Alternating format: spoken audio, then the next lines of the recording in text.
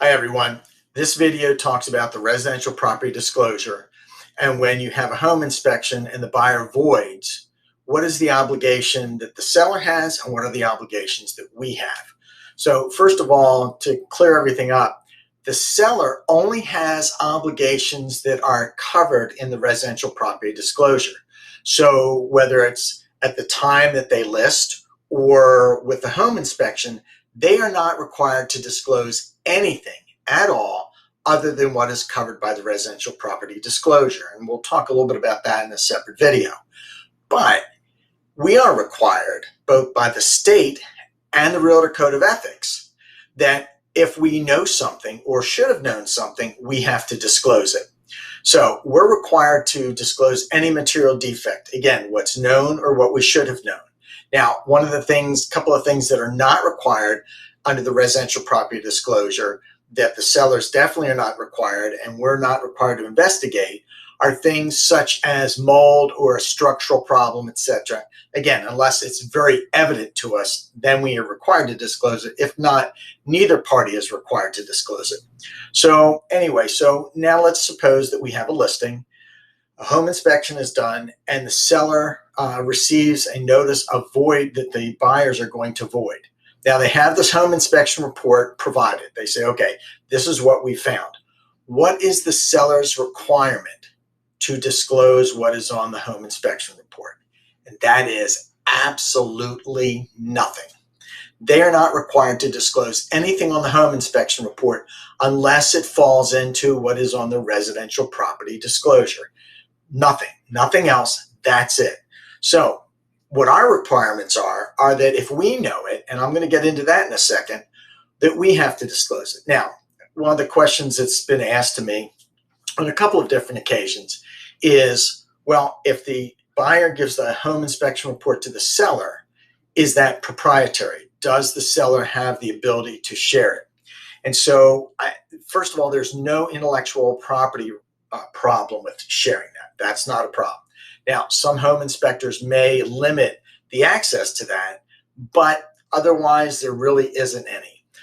In speaking to Virginia Realtors, their position was to not share the home inspection report, but if there are things that the listing agent deems appropriate to share, then to do it in an email. But, and that's their way of looking at it. NVAR basically said, as far as sharing, there's no restriction or restraint as to what you can do. But hey, first of all, what is the need to share the report? Well, first of all, if it's not covered by the residential property disclosure, seller's not required to do it. But a couple of things about home inspection reports. First of all, they can be dated. Second of all, what we look at is that, they vary. If you have one home inspector do a home inspection report, by all means, if you have another one come in, it should be the same report. Well, we also know that that's not the case, and we get different inspection reports. I not long ago had a pre-sale inspection report. Then the buyer had a home inspector, and they came in with other discrepancies. And my home inspector happens to be CSI Barry Robinson in CSI Virginia.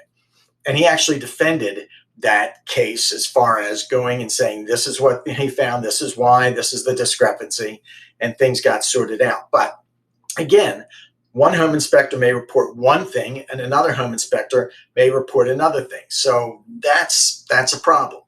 One of the things that came up recently is that a question came up with a home inspection report. What about an estimate of cost? Well, again, Barry Robinson, who helped create the law and all the requirements, said that in our state law, there is no requirement. As a matter of fact, it's illegal for a home inspector to give an estimate. Now, he has a way to do it on a third party, but the home inspector can't give the estimate. And just so that you understand how things vary within our state, in Richmond Association of Realtors and the people down there require it. Okay, so you got that. So again, home inspection report for the seller, it's based on the residential property disclosure. For us, again, I did some research on this, and I talked to Virginia Realtors, and I also talked to NVAR. And the guy at NVAR is a guy by the name of Matt Troiani, who's a friend of mine. He's done settlements for me in the past when he had a settlement company. He's also the son of one of my Naval Academy classmates and friends. But what he was telling me, and also Virginia Realtors said, is that there is really no necessity to disclose things unless, quote, a reasonable buyer would want a void on the contract or discount based on that inspection. And what we already have at that point is the fact that a buyer voided the contract based on that inspection. So you have to take a look at that. Matt said, always err on the side of what you're comfortable with, and also err on the side of your judgment. What do you think is best? In other words, it's better safe than sorry. The verbiage as far as a reasonable buyer is, according to Virginia Realtors, squishy and vague on purpose. So I guess that's lawyerese to say, I really don't have a good answer, so that's the way it is.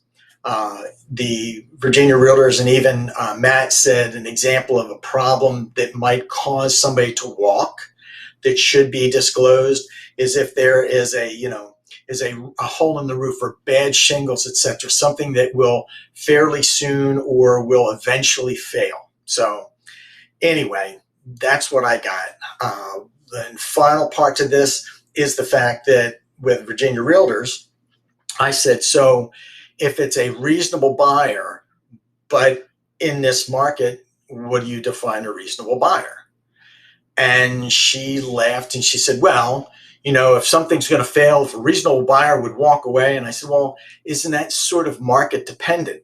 And she said, no, it's not market dependent, a reasonable buyer. And I said, well, in this market, a reasonable buyer doesn't do a home inspection in a lot of cases and waives the appraisal, where depending on the market, that would be folly. It would be ridiculous. Nobody would do that. She was a little guarded about that. I will tell you that Matt Troiani just sort of chuckled and said it's understandable. So again, that's what's going on. That's what happens as far as when a buyer walks away from a contract and they have given over the home inspection report. What are the seller's obligations and what are our obligations? All right, thanks.